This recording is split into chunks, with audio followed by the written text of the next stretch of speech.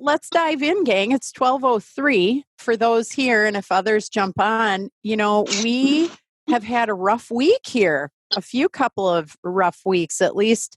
I don't know about your life, but we've gotten a ton of calls and emails and things from clients, and we're trying to pass out good information. And it's not always good information. We've sent out some things that weren't so accurate that we thought were checked. And there's a little bit of chaos in the world. And I hit a personal breaking point yesterday and just went like, I can't feel like this anymore. I felt similarly several years ago, and I won't go into all the detail, but I'll let you figure out why. And I just started saying, we've got to, as leaders, those of us on here, figure out how we inspire hope and optimism and find the opportunities amidst all that's happening. Because, as business people, this is when businesses are made, and this is when leaders are made, and this is when we need leaders most, is to instill the confidence amidst fear and certainty amidst uncertainty, and seize opportunities out of what looks like chaos and problems. And so I thought, what better way than to get on the phone and get on a Zoom call with a bunch of smart people. And I'm very fortunate. Nancy is up and to the right over there on this Zoom call. And Nancy's a digital expert, along with being just a kick-ass leader who's got a book coming out very soon, which you all need to buy. But we'll talk more about that later. But Nancy, as I was talking about it, and I said, what if I did this live coaching call thing? And we just talked about what was happening and how we could turn the stuff into opportunities. Because I was working out this morning because I believe we have to focus on health individually. If we aren't doing that, we aren't doing our part to contribute to the better part of what we can do for vulnerable people in the world as well as ourselves. So that's number one. But while I was doing it, I thought, wow, there's so many things we could be doing because we have opportunities as workforces are at home. How do you do that? And Nancy said, well, I can talk to people about digital strategies to work from home and maximize that. And I said, would you get on the call with us? This would be great. And she thought this was a good idea. So we're lucky she's here. So that's where I want to leave it. I want to hear what had you jump on this crazy Zoom call that was spontaneous in the middle of your day. And please jump in. Anyone want to start with a question, a comment, a thought, a thing? I logged in because you told me to. That is good. I also think it's a good idea, when we are shifting how we're working to be intentional about connecting with other leaders, because I think it can be really isolating. And I also think it can be really hard to keep focused when you're trying to do all the things while keeping yourself and your family safe. So for me, this was an opportunity to get a hand, get some inspiration, hear from other people, but it was also an opportunity to lend a hand if there were people that needed some of what I might have to offer. Well, thank you. And well said. Well said all over the place. One of the notes I have in right along the lines of what you have is, this is a time to focus on other people, not us, because if we go inward, we're going to be down. If we go outward, we're going to be helpful, I think. So I agree with you, Nancy. Do you want to talk a little bit about the digital stuff, since you're really accustomed to, as we are, working remotely and maximizing that? Do you have thoughts for the people on the call on how to be really effective if they aren't used to doing that? Sure. I think, one thing that I'm noticing in my clients is that we've all talked for probably the last 15 years about the capability of working remotely or distributed, but whether or not we've actually done it or felt comfortable doing is something else entirely. So a lot of organizations haven't put together their remote working policies.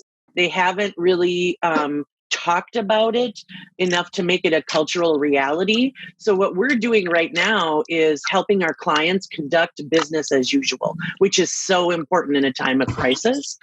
And I think in doing that, we're helping our clients think through what are the tools that they need, what are the conversations they need to be having, what kind of communication do they need to establish, and how do they really manage remote teams? And I think, we all have the tools available to us, whether or not we use them or something else entirely, but we're talking with our clients about video conferencing, which is what we're doing right now. We're talking to them about remote technology, things like messaging software and VPN. We're talking to them about VPN, virtual private networks, which a lot of small businesses have never even considered before. We're talking about cloud storage. I think when we talk about the cloud, we think big enterprise, the enterprise class, Amazon Web Services type solutions, but truly the cloud is for document sharing and, synchronous or asynchronous communication. So it's things like Dropbox. We're talking about paid apps like Slack or free apps like Skype and Google Hangouts for video conferencing and real-time messaging. We have the tools available to us, whether or not we've talked about it, whether or not we've actually embraced what it means to have remote workers or distributed teams is where we're seeing our clients falling down. The internet is here. Everything else is about people. Well, let's talk about people. But that being said, what are one or two things most people make a mistake with, Nance? Well, as they're working with the distributed workforce? Just give us a couple if you would. I think security, having a shared understanding of what materials, what communications, what we need to be really careful with. So I do think either having some sort of a secure file transfer or a password protected, area in Google Drive that is only for leadership is really important. I think especially small businesses haven't thought through security. And I also think what are our expectations of, we could say go home and work, but what are our actual expectations of the people that we're working with? I think finding a place to articulate those is really important because people can't read our minds. And so I think just basic communication around expectations is what most organizations are missing. And what I always tell my clients is, you have policies in place to manage whether or not people are getting their jobs done. So it's not about dictating how they work at home.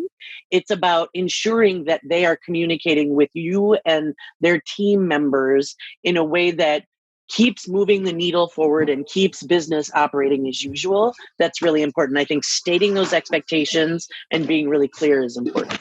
For the rest of you on here, what are you hearing? What are you doing? What's working? What questions do you have? What are you frustrated with this week that we can help answer? Nancy gave some great suggestions for the new normal for as long as we know it's going to be here, which could be exciting news because if we master it, it gives you another whole way to perform and options and benefits for employees if you're not used to this. So please jump in. I've got a question I'd like some feedback on. This is David from Audubon. We have a chain of family entertainment centers. So think about something like a Dave & Buster's or a Main Event, but our main theme is indoor go-kart racing. And we're trying to figure out, should we follow the lead of, say, someone like Disney, and should we be closing for a period of time, or do we need to stay open and provide an outlet for people, but an outlet where it's not a perfect situation? I mean, people aren't crowded right next to each other like they are in a sporting event, but and they don't wait in lines at our locations like they do in Disney. So you don't have that close personal contact, but there is still contact. So we're trying to figure out, do we stay open to provide an outlet for people? Is that a good thing, or are we being stupid and should we close because it's the safest thing to do? So do you want everyone to weigh in, or you want those of us who are willing to talk to jump in? Anybody that's willing to talk about it, I'm willing to listen, because these are the things that we're talking about on an hour by hour basis at this point. We don't have a clear point of view because it's us. I'm talking from a consumer's perspective, an outsider's perspective. Right. Anyone willing out there? I will. Thanks. So this is Nancy. So we've partnered with a crisis communications firm to help us not only help our clients make information available on their websites and create the tools or establish the tools that they need for business as usual, but also because messaging is so important. And I think what you're talking about is an issue of messaging. I think it's up to you. Obviously, you want to stay open, right? Like if you had your preference, it would be to stay open. And I think what you just said, in my mind, is the critical information that your customers need in that. We have a local co-working space here, and obviously co-working spaces need to be open. They need to be available for their clients, their customers to utilize their facilities. And just in the last couple of days, what they did was send out a communication that I thought was really well done, which was all around the ways in which they are taking extra precautions to clean and sanitize the spaces, the extra time they're taking to do things like, they were really, really detailed. We're touching all the spaces after somebody leaves. We're cleaning doorknobs. We're cleaning drawer handles. We're dealing with bathroom situations. We're doing hourly cleaning of the bathrooms. So we're trying to make a space that's as safe for you as you need it to be, while also promoting that safe distance from other people. So we know it's surfaces and people shedding the virus. That's what we know so far. And I think if you can address both of those issues, and what you just said kind of does, like, we're not Disney, people aren't crammed in there. And if they get in the go-karts, when they get out, we have X practice for cleaning out that go-kart and moving to the next person. I do think as schools close, I know that I'm on the board of my son's school, and we're having a response team meeting tomorrow to talk about closing the school more sooner than other schools are demonstrating.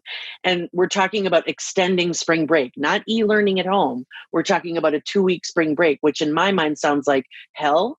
So I am hoping that there are facilities that are taking extra precautions that will welcome my son in, so that I have something to do with him during this weird period. Well, thank you for that. And I put in the chat the link to our website, which has kind of an explanation like you had mentioned. And we are working with our PR firm, who's really good at this stuff, but they can't really give us really good advice on the closing part. Right. Our current thought process is we're going to just see what happens this weekend. And I'm in San Antonio for a family event, and I live in Florida, but last night we went out for dinner and had to wait an hour to get into the restaurant. So not everybody is overreacting. If it is an overreaction, I don't know. And I'm not a doctor. I don't know how this stuff works, but well, David, what I would add is, I dovetail on what Nancy says, but I think this is potentially the most dangerous thing we're all holding, because we know this thing lives on hard surfaces. So if you have a cell phone, you have an accountability to clean that thing, because it's touching your face, it's touching your hands if you're not using AirPods. And I don't know why we're not talking about that. I handed my phone to my trainer this morning while we were working out and gave it to him.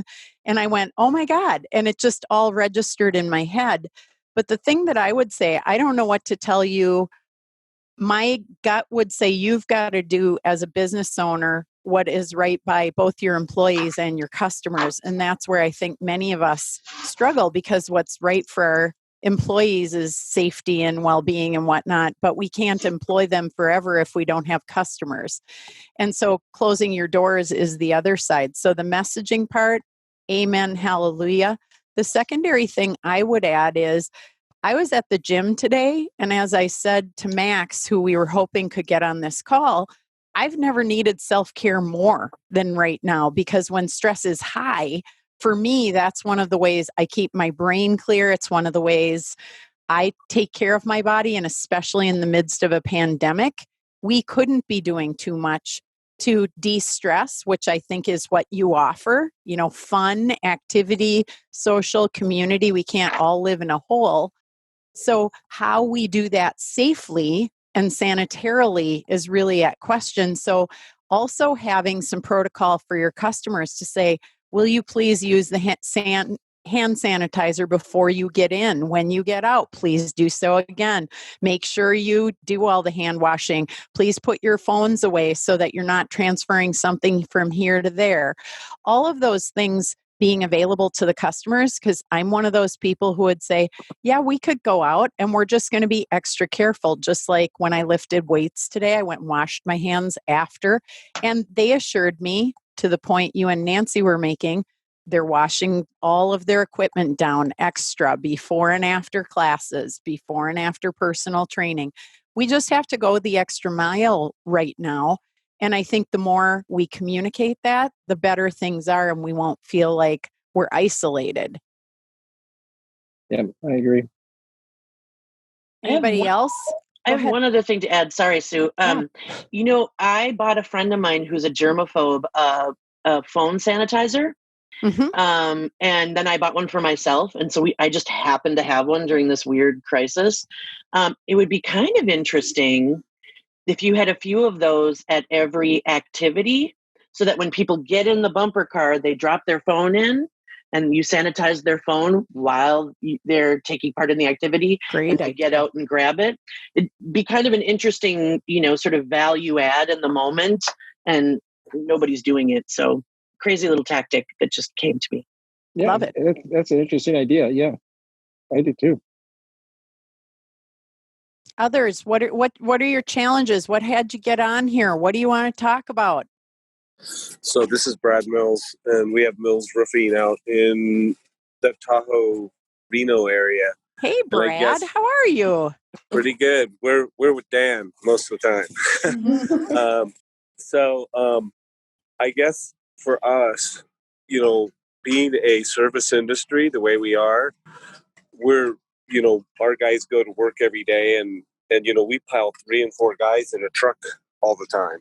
Mm-hmm. So for us, it's wondering who's sick, is anybody at your house sick. We're starting to wonder also things like we were getting ready to launch a big product and do all kinds of advertising. We work with Art Unlimited, Mm-hmm. and some of the getting ready to do television, radio, and all kinds of stuff. And now we're just kind of like, what do we do? They've canceled all of our home shows. And so now, we were all ramping up to spend a lot of money, and now we're kind of thinking that we should just pull back. So we're kind of wondering about stuff like that, if we should continue to move forward or should we just hold the line and not make the investment. Because we're kind of worried too a little bit. Maybe it hasn't happened, but we've got customers that are signed up to do projects. Mm-hmm. And if people are starting to become concerned about their money, that we'll start having people bail out. So we got a lot of things we're thinking about, and it's kind of, I don't know, it just seems like it's kind of the challenge to figure out the right direction. Right now, we're just saying go with the flow. Mm-hmm. But in the background, we're kind of concerned about it, obviously, in the service industry, because I think people will stop wanting to do projects, don't want to hold up. So we're, it's just a matter of whether do we think we want to continue to invest into the move forward, Absolutely. So valid question, and thanks for throwing it out. And these are the calls I've been having all week with all of my clients. And what I have been saying repeatedly is this. You have to look at the tools you have in place. I know you're an EOS company because you're working with Dan. For those on the call who don't know, that's my brother. We both do EOS. And I'm saying to everyone, this is the time you need EOS the most. This is when you need us, and this is when we need to be available to you, which is part of why we got on this Zoom session also, is instead of doing this one-on-one, I want to help more people, which is number one, check your tools. Do you have enough reserves in the coffers? How long can you last if nothing came in the door? What's going on? Because we're in a situation that no one has a definitive answer for at the moment. Nobody has your answer. Nobody can say, oh, it's going to decline by X or it's going to be over in a week. But we do have to take it a step at a time. So do we panic and completely freeze everything? My answer would be no. But I also don't think we can go over to, oh, we're fine and let's just stay the course. We have to be thoughtful about what's plan A, what's plan B, what's plan C, what's the ideal scenario if things correct quickly, what's the worst case scenario, and can we live with that and for how long? And then what's something in the middle? And probably it's going to be something in the middle. But it doesn't mean stop going out to eat and hoard toilet paper and, take up every hand sanitizer there is. It does mean if there's time on your calendar, what's that list of things that you as a business owner just never have time for? That's really important strategic stuff. Use some of that time there. Don't suck it up with menial tasks. Use it to advance the game. Use it to seize opportunities. Use it to find opportunities you didn't know existed till this situation. What problems can you solve that people need solved? Like Nancy just threw one at David around the phone sanitizer, and it's like there would have been no need for anything like that a week ago. But today, it's something where you go, oh, that might be a perk, as well as an awareness and an extra touch that has people go, during this time, I felt safe while I was at that entertainment facility. And it makes me go there all the more often when things are fine again, because they will be. There was this great parable I read recently that said, this too shall pass. And the whole story went on, when you're in really difficult times, it's easy to get caught up in, we'll never be whole again. And you start, catastrophizing the future. And that's something we have to do to be frugal and thoughtful and cautious. But at the same time, right now is the only time we've got. And more than anything, we have to be present, not future oriented, because we don't know. And nobody has that answer. We've got to be informed. We've got to be calm. And as leaders, as people who lead other people, we have to instill calm, not chaos, not fear, not panic. So how do we give confidence without negating that there is fear present? And that's a little tightrope we're all walking. But you have to look up and say, what's a moderated plan? Maybe it's not the full bore plan. Maybe we stall a little bit of it. Maybe the things that are canceled for now, because I have a number of events that have all canceled, which affords me the gift of time. And I went, what can I give to my clients? What can I contribute that would help right now? Because I want to help more leaders impact more people favorably, because it's really easy to get caught up in the chaos right now. So it's not a definitive answer I'd give you, but have your planning, have a plan A, a plan B, a plan C, and see what you can live with. Look at your tools, use the tools, talk to Dan, talk to your leadership team, get in the L10 and say, if it was a worst case, how would you solve this? How would we solve this? What's best for the greater good of the business? How do we help people? How do we instill confidence? Those are the kinds of questions I'd be asking that should lead you to your right answer. Appreciate the input. Absolutely. Anybody else? Any other thoughts? You didn't think I was going to bring all the challenges, did you? Hi, I have a question. This is Sarah Pat. Thanks, Sarah Pat. Absolutely. I'm with IJL, so it's just lunch. And one of the things that happened where I am is I'm in Michigan, and the schools have already closed down starting on Monday. And a lot of our employees are working moms who, if they're going to go to that home setting, how do you help them balance the education they're going to be possibly required to extend to their children in this time with their jobs? And how do we support them in doing that? Great question. I'll jump in, and then I want others to jump in because I've heard this one as well.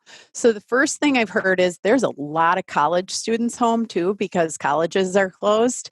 They need things to do and they need money. So there's a way to, again, turn it into a win, possibly for multiple family members or neighbors or people where it's like we're giving opportunities. This is a great time to catalyze that. I have a client out east in DC, and they said, we have to move a session to being remote.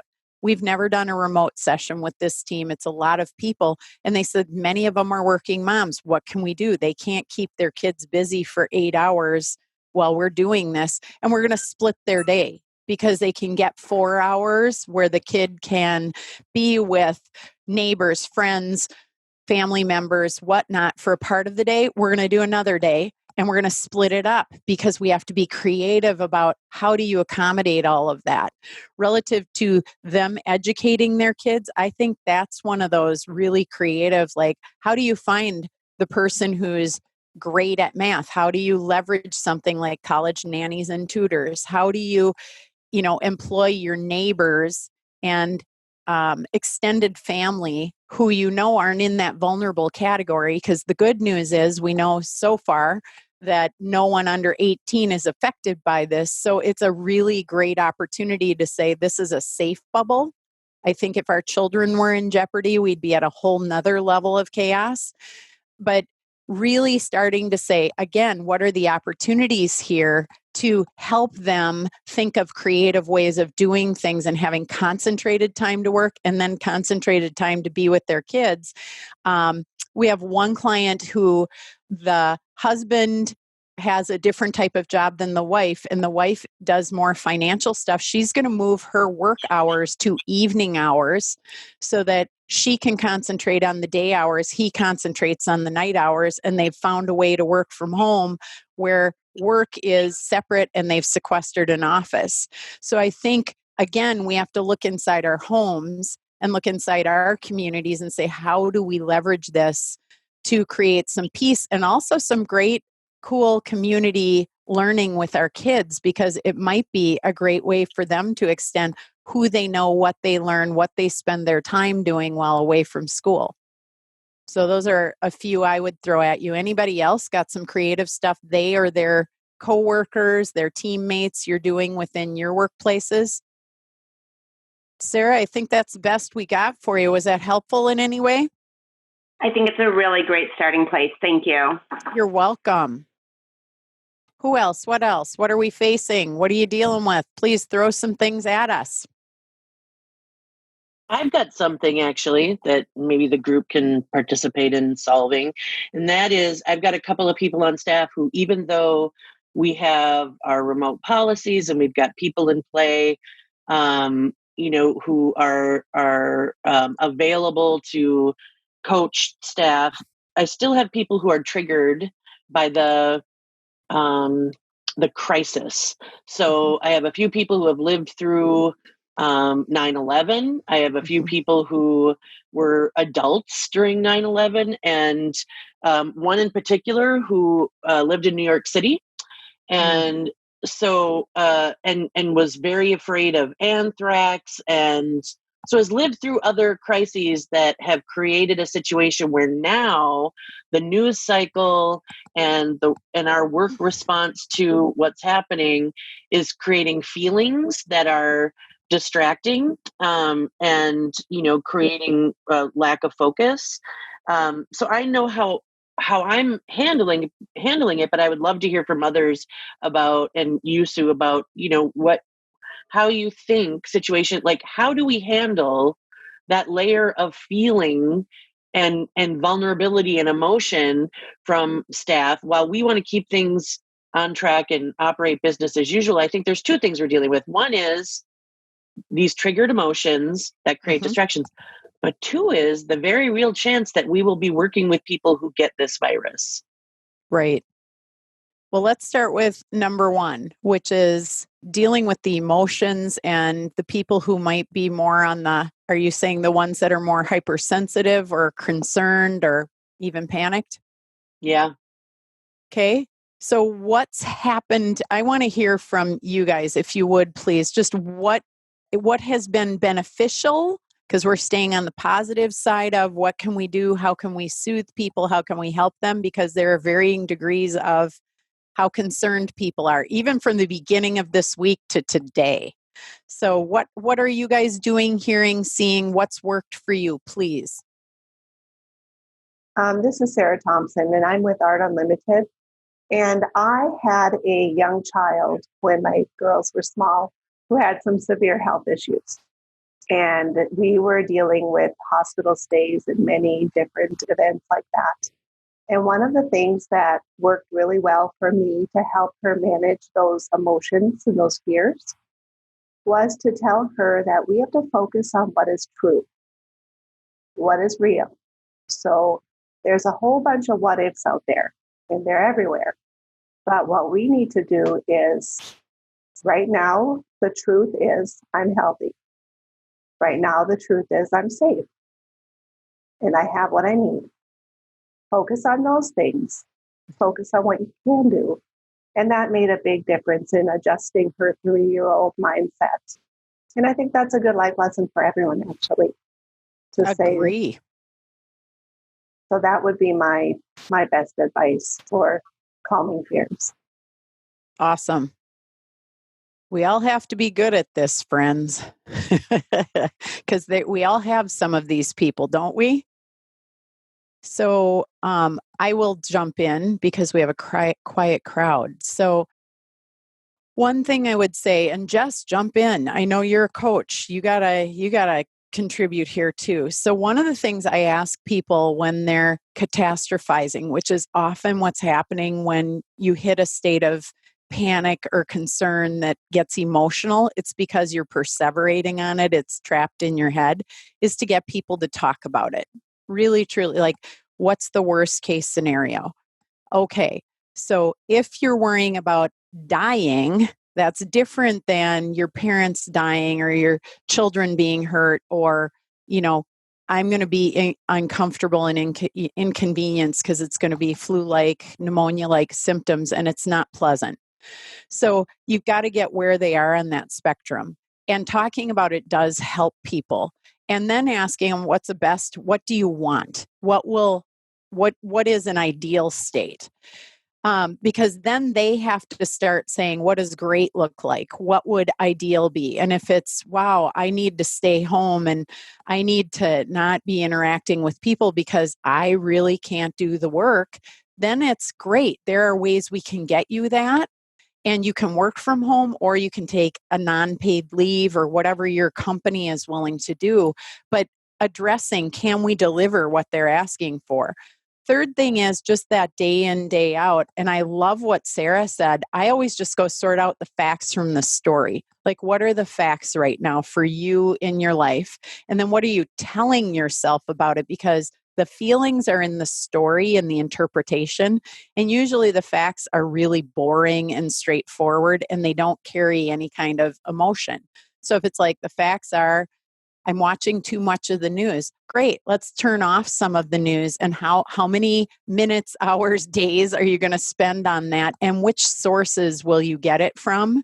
And again, I'm not talking about burying your head in the sand, because you live in a digital world, Nancy, and all your people are on the internet all the time. But it's like, do you really need to be on Facebook with your crazy Uncle Larry, who's the guy who's poking the bear all day? And do you need to see what Joe wrote back to him? And I think people go down those rabbit holes in social media where if I know the kind of story I'm going to hear on any particular source, albeit Instagram, Facebook, LinkedIn, Twitter, TikTok, whatever your thing is, if it's not furthering good feelings, you got to limit how much you're there. And you also have to get the facts you need to have some calm. So are they looking at the CDC? Are they looking at WHO?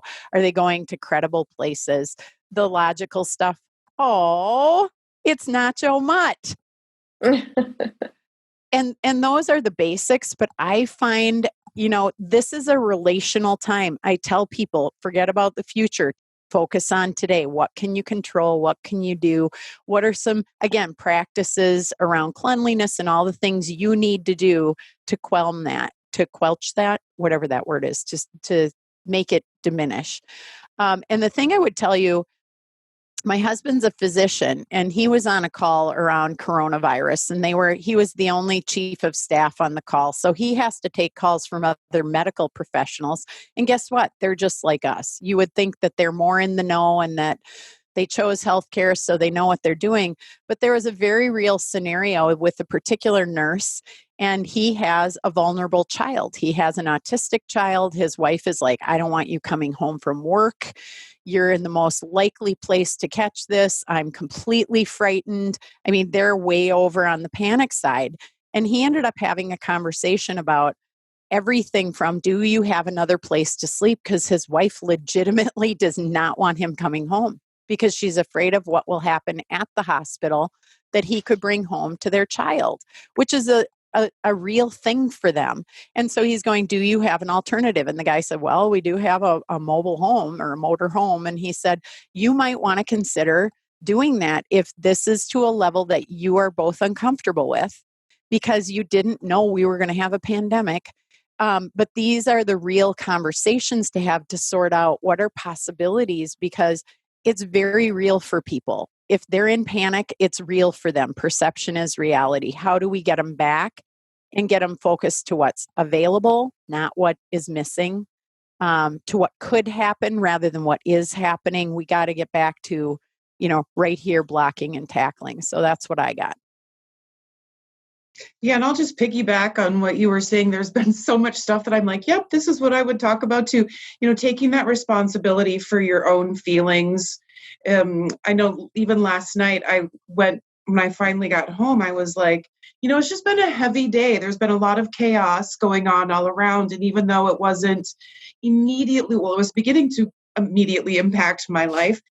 And so I remember I sat on the couch and was just like, okay, I'm kind of tired of feeling so heavy. And I would really like to enjoy a smile. And so I just started to group chat with Sue and some other members of our team. And I'm like, here's a goofy meme.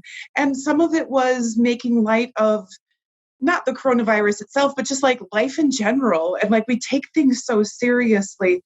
And that was me, in most part, taking responsibility for the fact that I was feeling heavy. I was feeling overly serious. And I know that's not when I'm my most productive self. It's not when my light shines the best.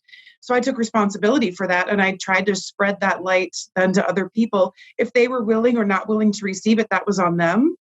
But I did that mostly for myself. And I think the other thing to keep in mind is, we need balances of the seriousness and the lightheartedness. We also have to remember that as humans, we have a need for certainty and we have a need for uncertainty. And right now, I like to keep in mind, where are we out of balance? Where is there excess? Where is there too much? So right now, a lot of times in life, I think we're almost in an excess of certainty. We have our daily routines. We know what we're going to do. Now we're in an excess of uncertainty. And so it's, for me, I also then go back to what are some things I can put into my life or just even be mindful of that allow me to feel certain, so do I have enough toilet paper? Just kidding. That was my joke. But, even I know what clothes are in my closet. What clothing can I put on today that is going to feel comfortable and give me a feeling of groundedness?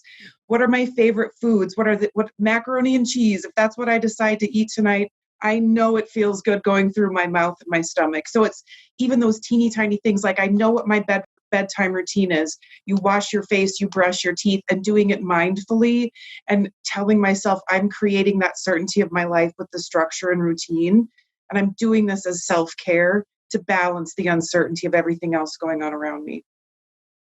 The thing to dovetail on there is I would tell those on the call, gratitude saves so many things. And in the worst of my life, I will tell you, no matter what it is, as trivial as this sounds, I come back to it time and again, and that is a gratitude journal or a practice daily of what you're grateful for changes your attitude. So when it gets too difficult, find 10 to 12 things you're grateful for. I don't care if you have a Post-it, jot them down with bullet points. I keep an actual journal. It's up to you, but I will tell you, start or end your day that way, and you will be a better person with different focus, at least for a period of time. And when you forget, find a few more. There's always good things. I started a session, and we always start with good news personally and professionally. And, sadly, one of the members said, I don't have any, professional good news. And I said, we're just going to pause, and I'm going to tell you in a week's time. There's not a week that goes by that you don't have professional good news. And the fact that you're not seeing it might be an issue we have to solve. otherwise we're going to pause long enough for you to look at the last 5 business days and say, what was great that happened? And everybody sat back and went like, oh, we usually just let people get by with that. And I'm going, no, if you don't have a perspective of seeing what a personal and a professional best are with some consistency and really appreciating that that's the stuff that you go to work for, you're not going to work there very long. So she came up with something very quickly, but it's, again, we have to be more rigorous about reframing when we're in the midst of this kind of time period, because it's too easy to just fall back on, it's all bad. It's all really bad. I don't see any good. And when Jessica was talking about the meme she started, with just some goofy stuff, we all piled onto it. And strangely and wonderfully, everybody was, doing laugh out louds as much as you hear laughing going on through a text. But Nancy just texted me and said, hey, I lost my damn internet. So she's going to have to hear the answer on here. So maybe it'll come back. So I guess all those people staying home also gets new challenges to the internet at home. Yeah. But yeah, again, gratitude and lightheartedness without losing the sense of reality is a critical thing. All right. Who else? What else? We've got time for probably one more. The whole purpose of this time and this Zoom was to create a space where you're truly at peace and in touch with yourself, where nothing anyone says or does can bother you and no negativity or drama can touch you. That's our whole definition of unfuckwithable. So we're wanting you to leave this feeling better than when you started. So please give us some verbals. I just wanted to say one of the motto of our company is be strong, calm, and kind. And just a reminder to everybody to keep those things at the top of your mind. And what you were saying about having gratitude for things, it's nice to frame your day like that, but I also find it very helpful to stop in the moment when you're starting to feel things spiraling on you, to stop and say, what is good in my life right now? What can I hold on to in this moment until things calm again? Because every day, it seems like every half hour you get hit with something else. Mm-hmm. And just to keep steady is hard, but we're trying. Good job, Kathy. And do you have some other great pearls of wisdom? That was a great one. No, those are the things that are top of my mind right now. That's just beautiful. Yeah. Good. How about the rest of you? Give us, if everyone would, please, give us one thing that's working amidst all of this. I worked out this morning. I told you all, I'm going to throw that in, like taking care of my personal well-being, especially amidst what's going on, is at the forefront of my mind, whether it's what I'm putting in my mouth, how much water I'm drinking, how much I'm washing my hands. But getting to the gym to me is first and foremost, because I carry my stress in my body. And when I can physically release it, I'm a better human being. So who else? Thank you, Kathy. We've got gratitude. Stop in the moment. This is Sarah Thompson with Art Unlimited again. I think the main thing that I focus on is giving grace to others and recognizing that in their mind or whatever situation they're going through, we need to, like Kathy said, be kind, be strong, be understanding, and not get so focused on ourselves that we forget that there's a world that does need interaction and support. Beautiful. That one is forever in chaotic times or otherwise, right, Sarah? Most definitely, always. I was just going to say that one of the things I've done the last few days is take the time to notice that spring is happening where we live. And Amen. So it's new. And that's helped a lot. Just looking at that and thinking of the new things that are coming, just, with spring. So through all that chaos, I try to look at that as a positive way to just think of something positive for myself and like that. That was all. Love it. Thank you. That isn't an all. We live in Minnesota. Are you kidding?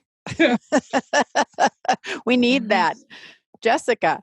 Yeah, I was just going to say I appreciated what you said at the beginning about this is a really important time to not be just internalizing everything, but how can we be better leaders and serve externally? I know that I was super excited when we talked this morning and you had this idea to do this today. Then the focus being, let's get this out, let's get the information out that we're doing it. As stressful as, all of that can be in the morning, it was, but at the same time, it was like energizing stressful. Like, we've got to get this out, people. Like, we're here to serve. And the fact that, Sue, that you and what we do here at Yes is in a position to be of service to people is really why I show up at work every day. And I think it was really important for me this morning just to reground and say, this is about service. Like, how can we be a better service? That for me, instead of, oh my gosh, the world is falling apart, was much more enjoyable to come to work this morning. Well, thank you. And I'm grateful to work with you every day. Jessica is the reason we have joy in our work every day. But that being said, what you just described, you're welcome, is eustress. So we think of the word stress as distress, but really the root word stress is not negative or positive, because the positive part of stress is called eustress, eustress.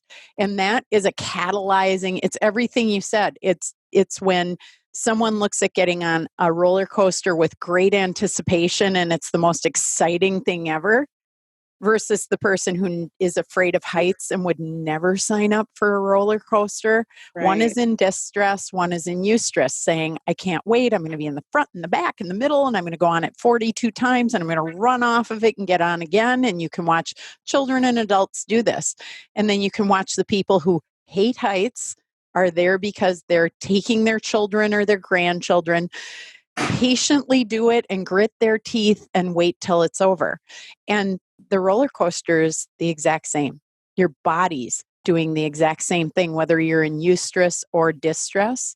And it's your experience and the endorphins you're releasing that are the difference. So your experience of it is based on interpretation. And that's largely what we're here to talk about today on the phone, is how do we reframe this and catalyze ourselves into the opportunities, both personally as leaders, with our families, with our businesses, because, multi-million-dollar companies are born in tough times. They solve problems and they help people. And that's what we're in business to do. So how do we get better at that amidst this and not lose sight of, we still have to try and cut and address and figure things out for the bottom line, because there is a balancing act to both. But if we do it from a place of service, what Jessica was talking about, we are now having a blast doing it amidst the chaos that's out there. Okay, with that, I am going to say thank you to all of you, and to say this as well. If we can be of any help to IDS to help your companies, we do have time because we're past annual season, and this is when you need us the most and we want to be available the most. So if we can be, please reach out one-on-one if that's more comfortable than this. We will probably do another one of these, maybe with a different topic or a different throw.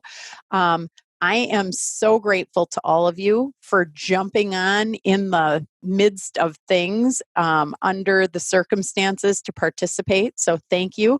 Please know we've recorded this, so we will dice it up and share it again. So if it's something you want to share with your people or let them in on, please distribute it. We're trying to, again, offer some things that are helpful during a chaotic time. So thank you. Thank you all. And I wish you a great weekend, connected and safe and healthy.